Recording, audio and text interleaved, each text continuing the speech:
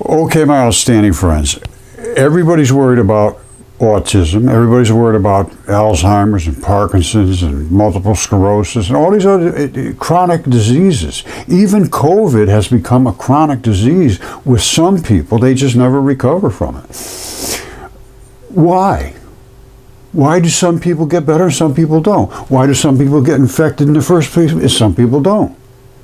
Why do some kids get autism, other ones don't? There is a reason for this. And it's now become fairly obvious that the gut-brain microbiome has a tremendous effect on every single bit of your life, all the way from your health and the construction of your body, all the way up to the way you think and the way your ability to communicate with your muscles and the whole 9 yards is all really created by enzymes.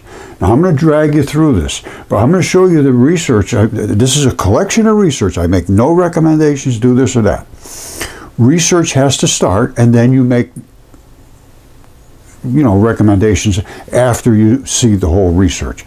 Let's get started. I'm going to show you the claims that are being made and the claims that I am making about how the body reacts with enzymes versus without enzymes. And where do the enzymes come from? These are the things that we have to determine and understand before we can understand how you're going to get healthy. Just taking a bunch of drugs and taking a bunch of inoculations that are designed is not really health. And I'm going to explain to you the reason I think that not much research has been done with the natural bacterial enzymes is because you can't patent those.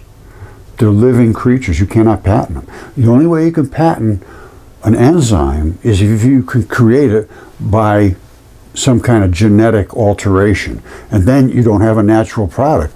And then, to me, that's not the way to health. That's the way to changing things so that things could go, who knows what could happen. But when you use the natural products that one person will have and have that specific bacteria that fights off these specific invaders, and I will show you how specific it is now. They have now pinpointed certain bacteria that attack certain cancers.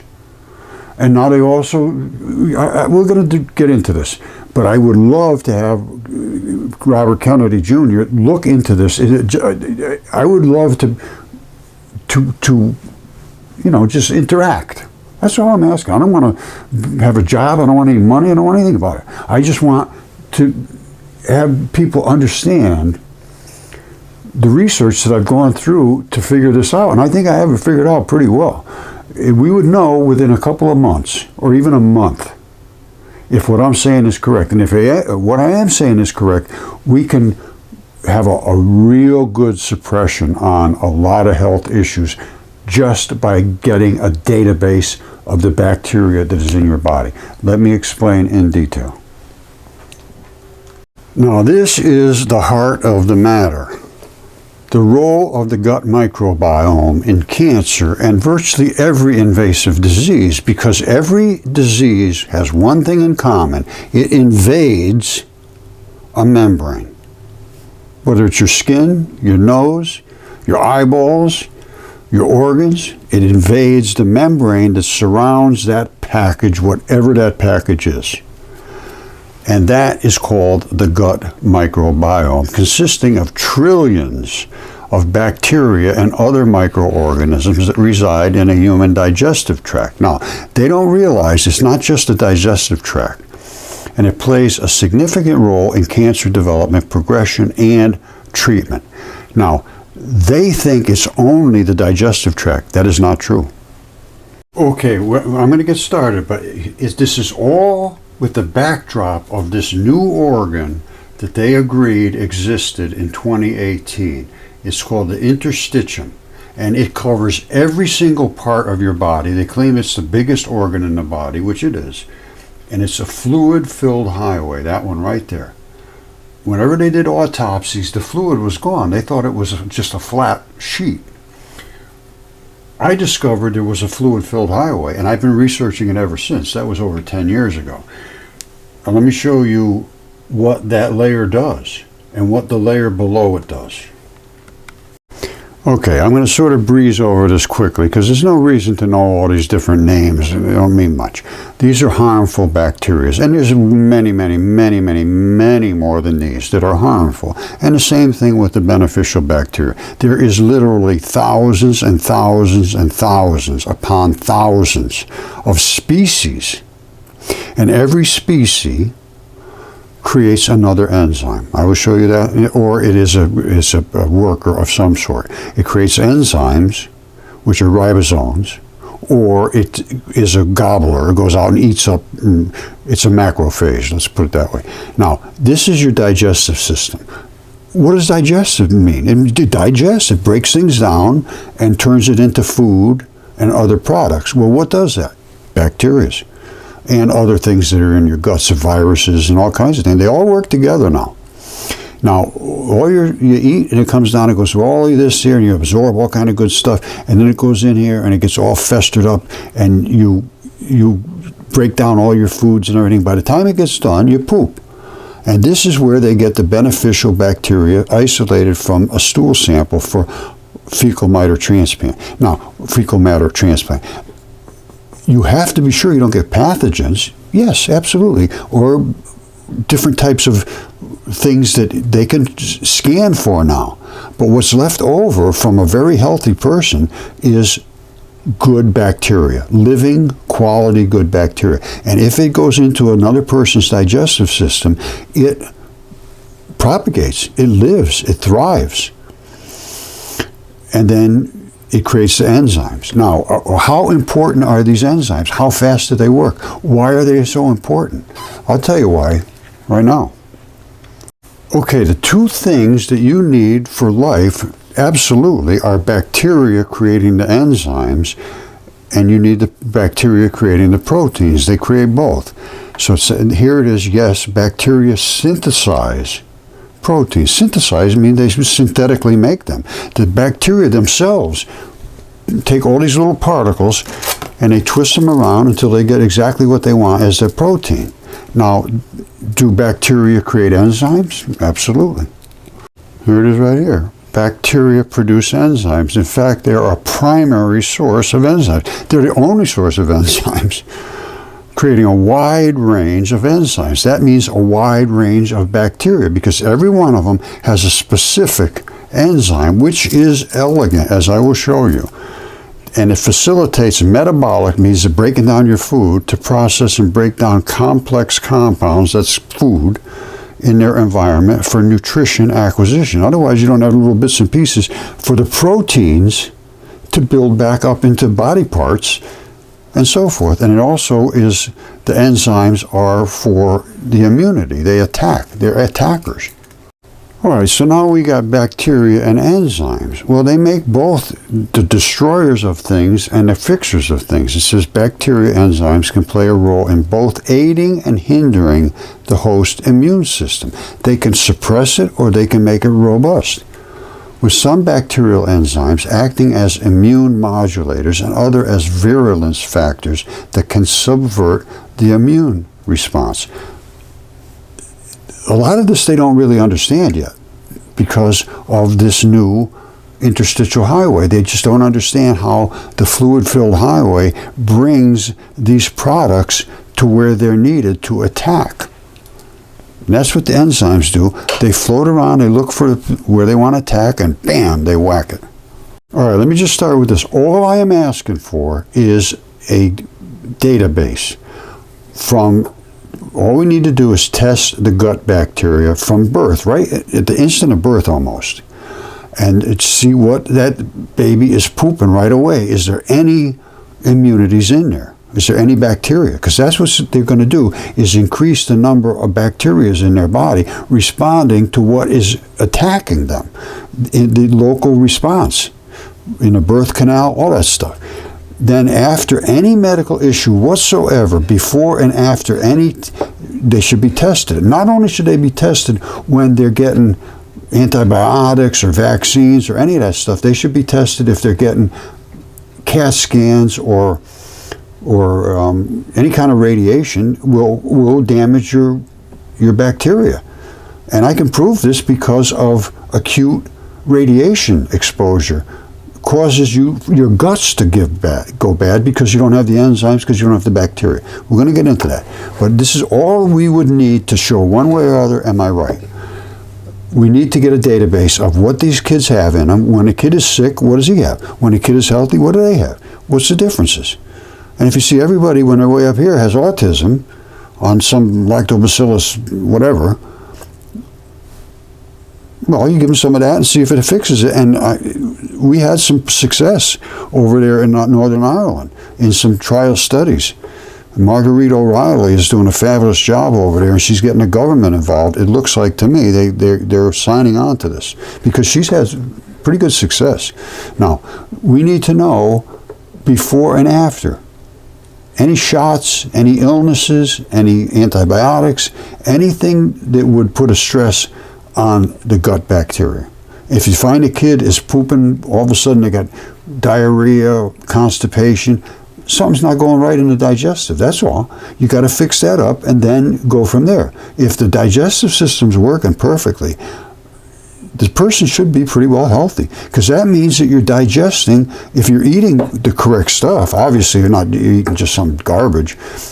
I don't care how good your digestive system is, it's just going to be digesting garbage. So you need to have some idea of what a healthy-ish diet is. And after that, you need to have the bacteria to work on that healthy diet, and then you get the products you need to be healthy. So all we want to do is simply match the results of the swabs to a database, and what we should be able to do. And we want that database to be pretty rigid. We want to know the sex, the race, the region they're in, the diet they eat, the types of water, and we could do water analysis, we could do all that. This is research. And you're spending billions of dollars and never getting anywhere. Well, why don't we spend a third of that and get somewhere? We have to isolate the bacterial strains and isolate the enzymes that create certain issues in the body, healthy or unhealthy. And it's just getting a database, and all it requires is a fecal swab. And I think we could use artificial intelligence and a cell phone picture. With a certain app, take a picture of your poop and send it to AI and say, what is in there? And how much of the stuff is in there? And it should be able to look at it and say, we got all these different colors. It means different types of species of bacteria. And all of a sudden they see a big blob of yellow one there. They say, whoa, whoa, whoa, you got trouble. That yellow should only be this size. And you got most of it's yellow. Not good. This would almost, within a couple of weeks, you could do this. The way Trump works, he move fast. He just hit this quick. A couple of weeks, we find out if I'm right or wrong. If I'm right, this is huge.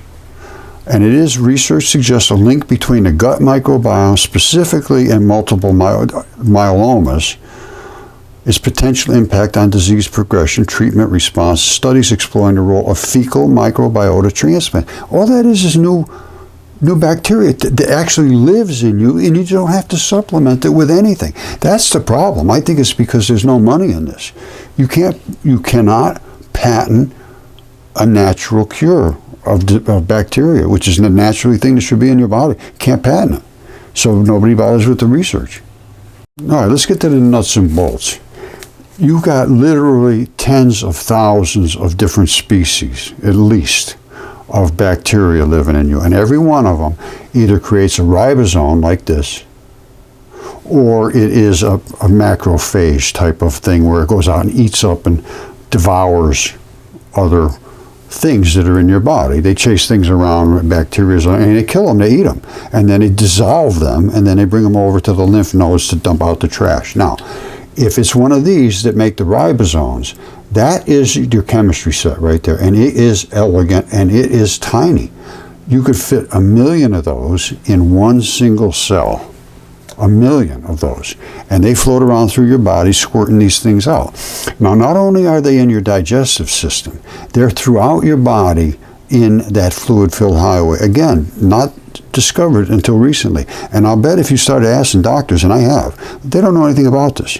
They don't know. What does the interstitium do? Oh, yeah, I heard about that. They don't know. No idea what it does. And what happens is in this dark layer here is where all your bacteria is living and creating enzymes down here. And then when they're called on, they squirt into the fluid-filled highway, zip, zip, zip, and they go where they have to go, and they attack what they have to attack. And I have shown this in videos they did from years ago. And what happens is there's 3 layers. Well, here it is right here. There's your skin. There's the fluid-filled highway right there. And these are the gates that go from that area where I showed you, the dark area where all the bacteria lives and the enzymes, and that's these right here. When they're called on, they squirt out through here and they go through the fluid-filled highway to deliver their products. Down here is the basement layer between your skin and your vital flesh is down at the bottom part. And that's how it's designed, and that's what this is right here. That's this layer right here. The bottom layer was where all that blue stuff was and the green stuff, which was the enzymes and the bacteria. And this is the fluid-filled highway. This up here is the skin. And this was just discovered now a few years ago. And things move very slowly in the medical field. Now, I'm just going to go through all these because every one of these tells a story. And let's start with what is a bacteria. Well, I showed you the bacteria, all right? And it has its own DNA. All right? Its own DNA says, I got a program in my DNA that says I make this. And what I have to do is link together 37 of these. And they have like 20 codes for each one of these. So you can have such a program coming out of here. These are little amino acids. And they link in what's called a polypeptide chain. Some of them are short chains, some are long chains. And that's what here it is right here. This is the whole sequence at once. There's the DNA I showed you. Right there is a ribosome, those little tiny balls, and I said you could fit 1 million in one single cell. Cells are like, and you can fit 1 million plus all the other stuff to make the cell work. Now, what is this made of? What's that ribosome made of? Well, it's that polypeptide chain. You see all these different colors? All those means are different amino acids. And they come down and into this mRNA strand. It's a messenger RNA. It's half of a DNA. It comes up and it mingles in with, it needs another enzyme. Anything you see at ASE, polymerase is an enzyme. Transferase is an enzyme. Anything with an ACE on the end. No. So they make the mRNA. It goes up and splices right into our own DNA and sets up a code that says, if you ever see this thing here that I just programmed in here, send it out and kill it. And there's something is triggered by that. There's a response. There's an encounter. And if it works right, the thing dies. If you don't have the bacteria that created that ribosome, you're done. You cannot program your DNA to ever respond to that. So every time somebody comes around with that little glitchy thing, you're going to get it. You have to become immune. All right? And in the first place, you may get it so bad that you never recover from it. And you always are either sick or weak. They call that chronic fatigue. You know, these are syndromes that just last forever. Predisposition to diseases and so forth. Because you don't have that immunity made because you didn't have the bacteria. No bacteria, no immunity. We are killing our bacteria right now from things that we eat and from things that we drink and from our lifestyle, from the air, and for who knows what else. But the solution to it is to get the database. If we have the database, we may be able to supplement this and just get away from it. But if we don't have a database, we're just blind. We're just walking around in circles. Let's try some of this. Let's clip a couple of these little things. Throw that in the guy's body and see what happens. That's why people are so upset about these inoculations and things, because, you know, it's a little bit scary. It really is. And there is issues when a child has no immunities whatsoever, when they're very tiny. That's why I say we have to start out right there at birth. When they're tiny and they have no immunities to fight back whatsoever, none, and that's not normal. They should have some, and they should be able to react to these live vaccinations. But if they have no immunity whatsoever, there's nothing to fight back at all. So instead of them fighting back and becoming immune, they get sick. What happens to them? How sick do they get? Well, it depends. Depends on what the reaction in their body is to whatever they're getting. And sometimes antibiotics are just broad spectrum. They kill a whole batch of stuff. And sometimes they give antibiotics right when the kids are being born, right at the birth process. All of these things have to be taken into account. But the key is, if we get the database, then we got somewhere to start with. Without that, we're done. And this is almost free. This is a fecal swab. And if we did this right with some of these little guys that run around with their little iPads and so forth, they could figure out how to do this with AI and get a report back within seconds of what you need to do. Take 2 of these and see me in the morning. That's the type of thing we need right now. All right, don't forget now, coming out of that bacteria, these come out, just squirt out forever. And they float around the body, and if they get turned on, they turn into a huge enzyme. Think of this, there's 1 million of these in one cell. When that pops open, it may be the size of the whole cell. You say, well, how could that be, Roger? Well, I don't know. I didn't do it, God did it. And here's what happens. The ball comes out like this. It's tiny. There's just nothing there. It's just laying around waiting for something to do. It doesn't poop. It doesn't eat. It doesn't bother anything. Unless it says, hey, we need you. And it's okay, I'm here. And it opens itself up like this. And then it turns into an exotic, unbelievable enzyme or a protein. There's a saying. Are enzymes proteins? Yes. Except these break things, split them into little bitty pieces, or attack invaders with extreme toxic breakdown chemistry, and these are builder chemistry, proteins. They click, click, click, click, click, click, I come here, bolt that thing down, snap that together, and make some bone. Whatever. These are builders, these are breakers. These are also your troops, your immune system troops. They patrol through the lymphatic system, and that layer that I showed you is basically the lymphatic system in your body. You see that? Don't forget, that started out like microscopic, and that's what an enzyme ends up looking like. And if it doesn't match all these different spots, it will not do its job. It has to be exactly that way every single time, or it's denatured, it doesn't work. So if you don't have the bacteria, you're never going to get that. This is just never going to happen by accident. You have to have the bacteria to make the enzyme to do the job. And they're extremely specific, and they do one specific job. That's why you have to have so many different bacteria to create so many different enzymes. And every one of them has a new job. Now, this is what happens on the attack. They come through, and your basement layer is here, and they're trying to get into you, and you send out your killer guys and try to wipe them out. Now, this is how they invade sometimes. There's different invasion techniques. This is like where they dig their little feelers into an opening here, which could be a loose junction. It could be some kind of a sore or something, but you want to send out your guys to attack it and kill it. If you send enough guys out to attack that, you should never get invaded. But if you don't have these guys, or only have a few, which is in this case right here, there's only a few of them, and there should be a bazillion of them, and you're just not going to be able to stop the invasion. I'm just going to go through all these real quick, because they prove my point. Look, Parkinson's linked to gut bacteria. This is just 6 months ago.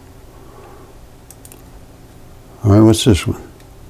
This is twin studies on autism, and I understand this too. One of them got better and one of them didn't. One of them had an extreme amount of antibiotics when he was very young. He had to have a surgery on his heart. He never recovered. The other one recovered. This is scientists discover mysterious new brain cells that could change how we treat Alzheimer's. Well, that's nice. They're finding things every day, and most of them relate to this. Fecal microbiota transplant shows potential as a novel treatment for epilepsy. Novel just means new. For epilepsy, particularly drug-resistant epilepsy. You keep giving them more and more and more of this stuff, and it just doesn't work. Well, then they give them this. It modulates the gut microbiome, potentially improving behavior comorbidities like anxiety, cognitive dysfunction, the whole 9 yards. Gut-brain connection. What's this one? Now, there's a new thing they just discovered, this where your memories get stored, called the ovoid cells. Now, this is when you get Alzheimer's. Ovoid cells active in hippocampus of a mouse. Called ovoid cells, these highly specialized neurons activate each time we encounter something new. And this was very cool.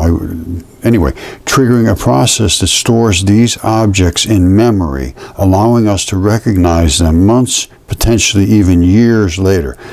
What they did was they could see if they introduced something new to a mouse. They'd see these things light up really bright. And then the next time, a week later or something, they'd show it again, and they'd light up, but not real bright. And then the next time they show it again, and they wouldn't light up anymore. Because it was stored, that memory. It was like something new, and then they see it again, and they say, well, is that exactly what I thought I saw? Well, it must be. And then it's stored. And they store them here. Now, as you get Alzheimer's and so forth, all of a sudden you just can't remember things. You don't even see things anymore. They're gone.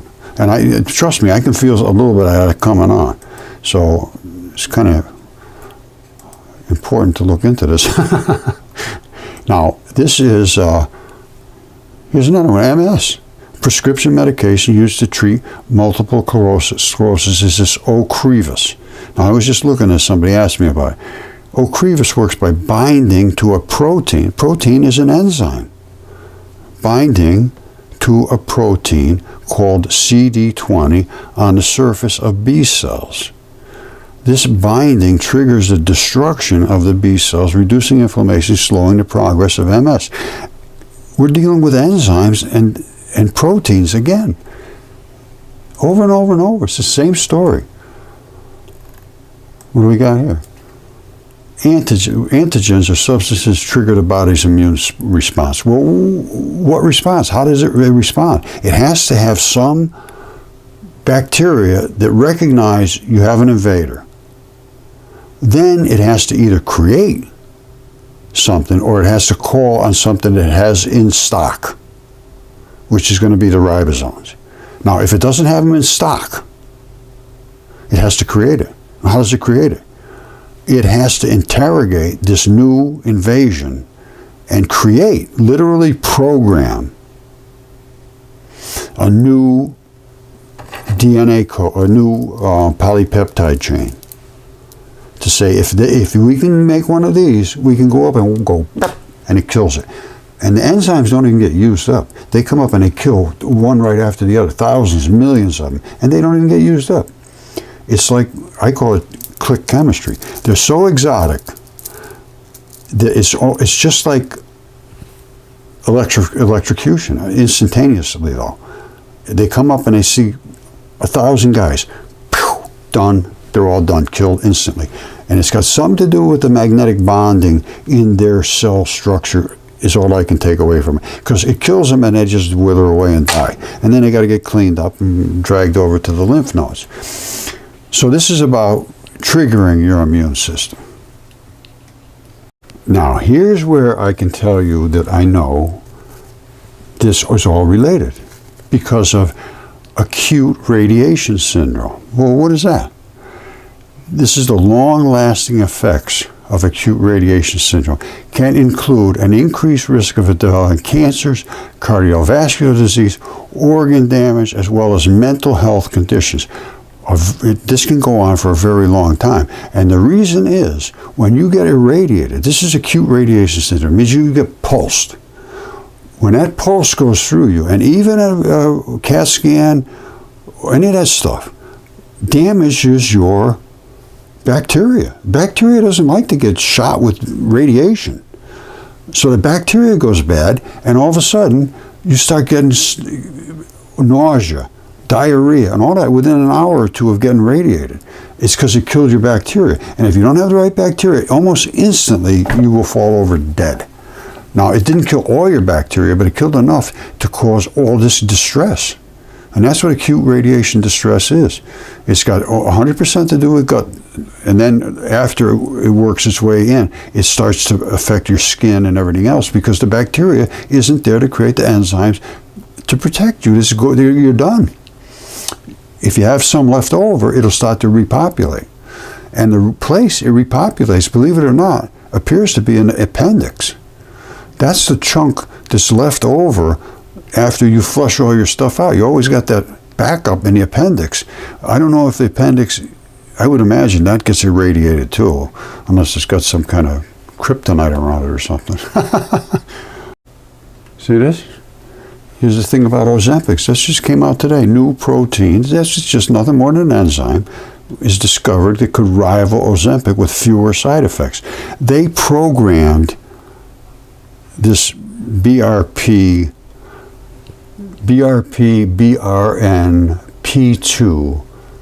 peptide.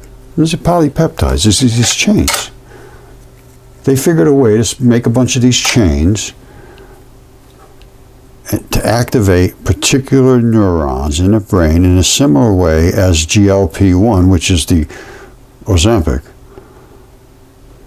And the difference between the two peptides is the metabolic route each one takes to get there. Well, what's a metabolic route? It means metabolism. Metabolism means you break down something and consume it. Well, one of them you may have to take with food. Maybe the other one you have to take with water. Maybe, I don't know. But one goes through the blood, one goes through the lymph. I don't know. It's a metabolic route, which is inside your metabolism of your body. So one goes this way, one goes that way. But both of them are patentable because they made them, not because they're natural. But I'm going to tell you right now, if it's a protein, there should be a natural way to produce that. There's going to be a bacteria that should produce that particular type of enzyme, and probably even better than that, because it's naturally made. These are man-made, so there's room for error here. All right, this is just about the blood of exceptionally long-lived people suggests crucial differences. Yes, quite obviously, if they're living that long, it's not just by accident. And this is also part of the database. All right, what's this one?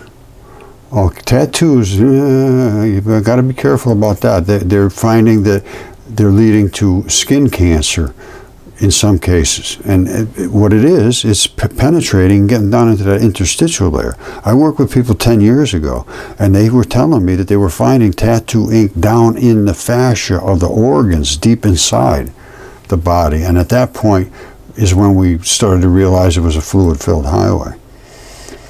Here's another one. Gut bacteria for MS. It's the gut bacteria. And the balance of gut bacteria could play a crucial role. The balance, it's a balance. You have to have good fighting the bad. The bad is necessary in many, many cases because it cleans up and eats up all of the trash sometimes. And you would consider it flesh-eating bacteria maybe, something like that. But it has to be there to eat up the dead flesh. Now here's the role of the microbiota in infant health from early life to adulthood. This is absolutely incredibly important. From early life to adulthood, the microbiota plays a crucial role in health of the infant. The microbiota in early life are not only a key regulator of infant health, but also associated with long-term health. And then they go from this, you can get in pretty deep. When did they start to create their microbiota? I say it's right at the birth process, maybe even a little bit before that, because the body of the chemistry in a woman's body changes they claim, just prior to giving birth, and I assume it does. The human body, well, any creature's body, is just incredibly amazing. Now, what is this one?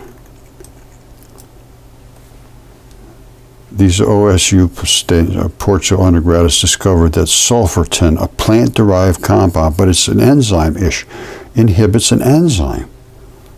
All right, slow myelin damage. Here it is. The compound may help prevent myelin damage. That's where you get all these nervous conditions. You can't do anything like that because you can't communicate. The myelin is broken. The sheathing that keeps these nerves isolated or shorten out, and it could help prevent myelin damage and slow cancer growth. A breakthrough years in the making paves the way for further research into sulfortin's therapeutic potential.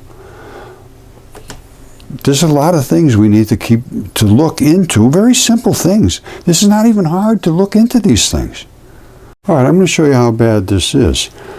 This just came out today. It said they found, this OHSU scientists, aided by the University of Portland undergraduates, discovered that sulfortin, a plant-derived compound, inhibits an enzyme, don't forget the enzyme, linked to multiple sclerosis and cancer. This particular protein from this plant, sulfortin, inhibits the enzyme linked to multiple sclerosis and cancer. Sulforatin. Well, let's do some research. What does sulforatin do? Where does it come from? Well, we know it comes from plants. What does it do in the body?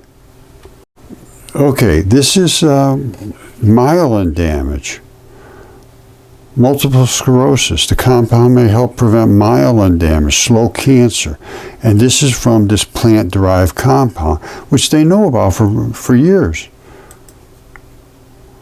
They knew about this for many years. This is sulforin, major flavonoid, from 2012. They knew about this. But you can't make any money on it. All right, bacterial enzymes can play a role in both aiding and hindering the host immune system. But again, you can't patent these, so there's no money to be made.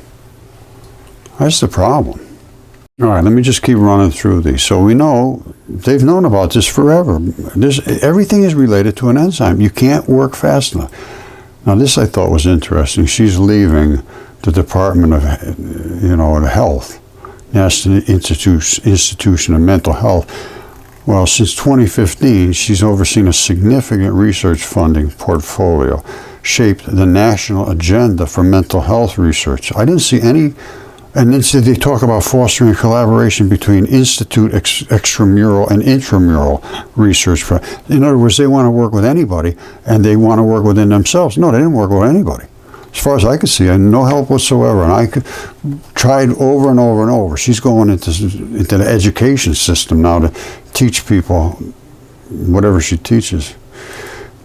Now this is, we already saw this, inhibits an enzyme. Everything's enzymes. That's her again. Beyond the brain, the gut microbiome, and Alzheimer's. This is all within the last couple of years, and they work so slow in that realm because any solution, you lose it. All right, here's the gut. We showed about this, all the different bacteria, the good ones, the bad ones, and the ugly ones. What do we got here? Gut microbiome and cancer. It plays a significant role in cancer development, progression, and treatment. They know this now. It's just that, again, there's no money in a solution. I'm telling you. This is Trump picked a science advisor who isn't a scientist. That's a good idea. Now, I try to get a hold of this guy, too, Michael Christosis. I haven't heard anything back from there either. I know the guys are busy, and I'm just another guy on the street, but I have a lot to offer. Now, this was really interesting. This was recognition memory, one of the hallmarks of Alzheimer's disease. And that's when they were picking up on those little green ovoids to see. So you could see in a Alzheimer patient, possibly these things turning on and off. I don't know if they can do that or not, but they say, well, let me just read it. It says, recognition memory, one of the hallmarks of Alzheimer's disease. You forget what keys are, or that photo of a person you loved, you just can't remember. What if we could manipulate these cells to prevent or reverse that? And with epilepsy, we're seeing that ovoid cells are hyperexcitable and could be playing a role in seizure initiation and propagation, making them a promising target for novel treatments, which is fecal matter transplants. That's what they're talking about to treat this Alzheimer's. They're talking about it for everything, every disease I can find, they're talking about the same thing. And this is radiation sickness. That's when you get an acute blast of radiation. Early symptoms within hours: nausea, vomiting, diarrhea, headache, fever, fatigue, dizziness. Why? Why don't you just fall over dead? This is all gut distress, and it's killed your bacteria. You don't have your enzymes. Within hours, if you don't have your enzymes, you're sick. I'm telling you, it's so important. It's just unbelievable. And then later symptoms, and you get ulcers and damage in gastrointestinal tract leading to severe diarrhea, dehydration. That's all from destroying your gut bacteria. What do we got here? Monoclonal antibodies, but these are all laboratory produced proteins and mimic antibodies produced by the human immune system. But they want to make money on them, so they mimic them. You're not going to make it the same as the body. The body is going to do a much more elegant job. What do we got here? This Lactobacillus reuteri. This is what my wife had cancer, and this is Lactobacillus reuteri, a probiotic bacterium, can play a role in melanoma, that's skin cancer, immunotherapy by stimulating CD8 T cells, promoting anti-tumor immunity, potentially through the release of this molecule. Now, what does it say about this? Lactobacillus reuteri and melanoma immunotherapy. You got melanoma, skin cancer, the nodes there. I can't think of the name. Hold on. Yeah, it's lymph nodes. This lymph system and the lymph nodes and the skin all work together as basic system. You got all kinds of stuff in your skin that has to be transferred to the lymph nodes to get rid of it, because your most invasive area is the outside of your body. Inside, you got to work with that stuff, but it's not like the outside of your body. You're exposed to all kinds of things: your throat, your nose, your ears, all of that stuff, all of your entire skin. So that's where it brings the stuff down to the lymph nodes, especially in your gut and your groin area, down in that area.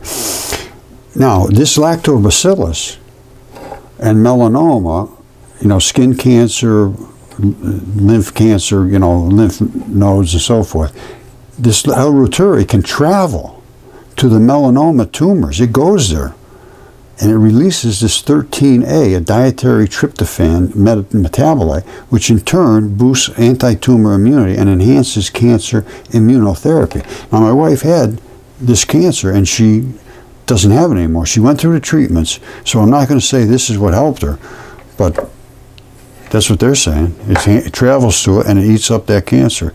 And they've shown it does create a stronger immune response against cancer. They're saying it's stronger. If you had this before you ever got the cancer, maybe you wouldn't have to have it. But who knows? What about this one? Here's multiple myeloma. Research suggests a link between multiple myeloma. It's one right after another here. And I showed you this and the different pictures. That right there is the key to your health. If you got the things growing in here that have the immunity factors in them, and then they go out and attack. That's their job. That's what they do. And I showed you about the twin studies. We saw about the link with Parkinson's and gut disease. I don't think any disease that's invasive is out of the picture here. They're all the same. They're all invading a membrane. Simple as that. And it's right here. This is the same thing that would be on your organs. Every single thing in you is coated with a bag of collagen and keratin. It depends on where it is in the body, how stiff the structure has to be. The collagens work with things that do this. And there's like 20 different collagens. And the keratins are a little tougher, you know, they're much more structurally sound. Let's just go with that. So they don't have to do this all day long like your lungs. However, everything in your body, 100% of everything, every single organ, every single muscle, everything, even your red blood cells, and your blood cells in your body, they have membranes around them. They don't want to be penetrated. You penetrate them, it has responses to that. It will not let some come through and hurt them if it has the correct chemistry in there. Like I said, you can have 1 million of these little ribosomes laying around inside of every cell. So if something comes through and tries to get, let's say this was a cell, and I'm coming down and I want to penetrate that and get some of that cell food down here, the mitochondria or something. And I start coming down, I say, ooh, is there anybody around here? Nope, nope, go right through there, boom. Well, all of a sudden, this guy says, whoa, whoa, whoa, the guy's trying to break through. And it hits one of these and it goes, it surrounds him, dead. That case is closed. That's your immune system in action. Now, what we need to do is get a database. We need to get a database. Find out what's living in that layer. Pretty much, you know, you can find it out from a fecal matter transplant, and we should start with the little bitty kids all the way up to adulthood. And even in adulthood, we should be able to supplement these good bacteria. So the bacteria is going to get old just like you're getting old. It's supposed to grow in your body. And when you have young, good, healthy bacteria, you just a ball of fire.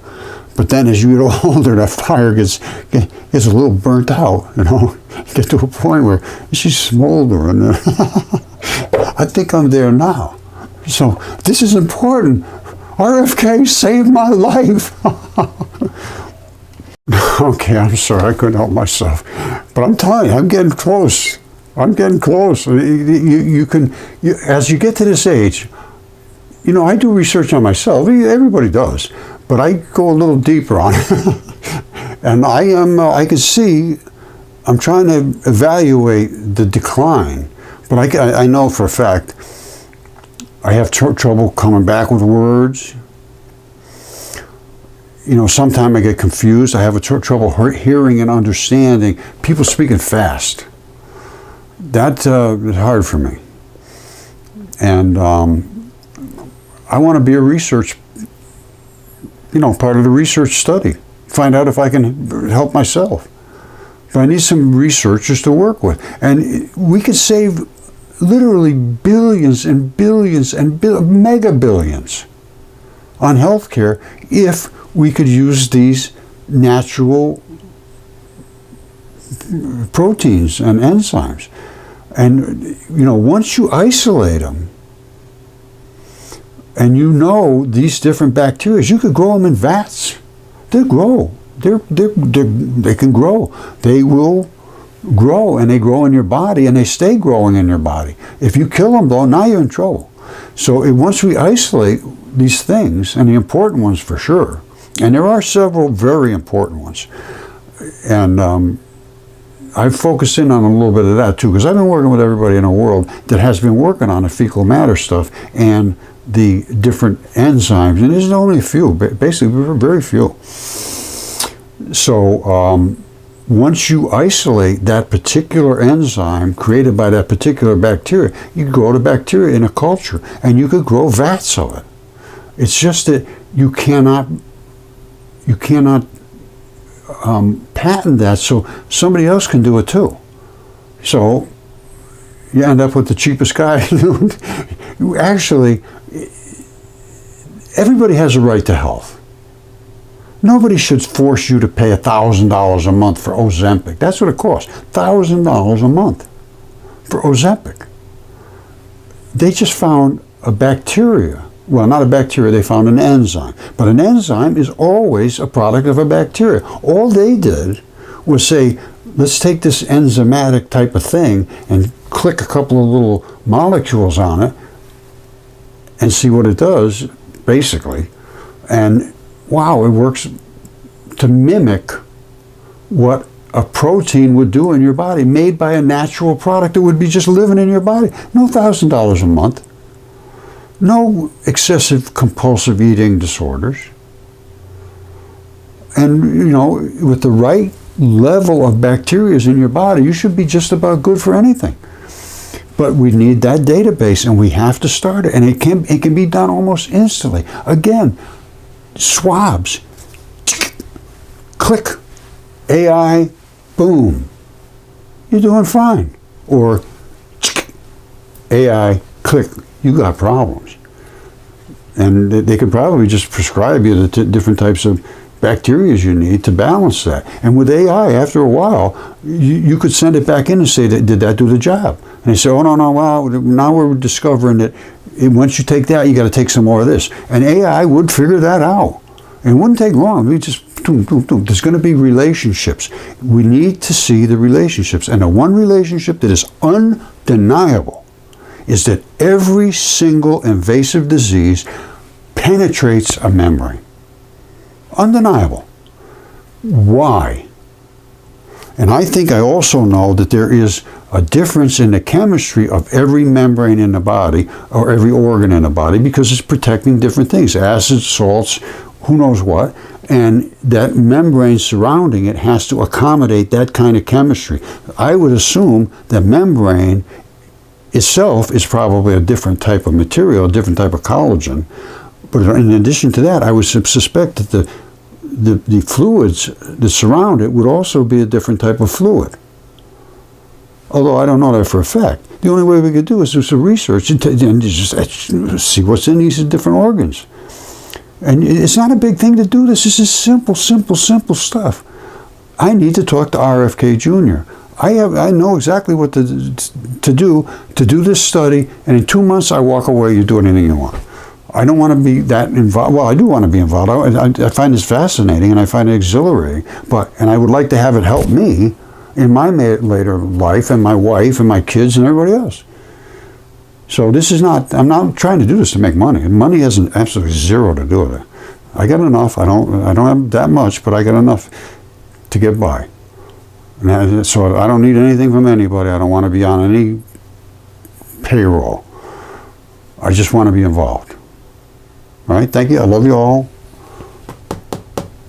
That is the programmer that God made to make you healthy.